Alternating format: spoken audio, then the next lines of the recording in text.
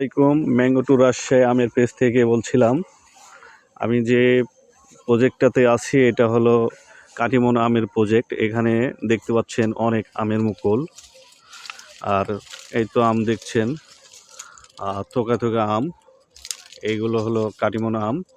কাটিমন আম বছরে 3বার পাওয়া যায়। আর এই যে মুকুলগুলোতে আবার আম ধরবে, আবার এই যে আম ধরছে দেখতে পাচ্ছেন, এই আমগুলো অনেক বড় হবে।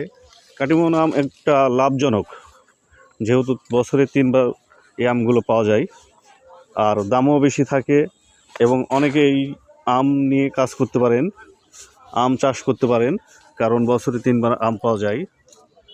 এবং একদিকে আম বের হচ্ছে, আর একদিকে আম বড় হচ্ছে, আবার মুকুল ফুটছে,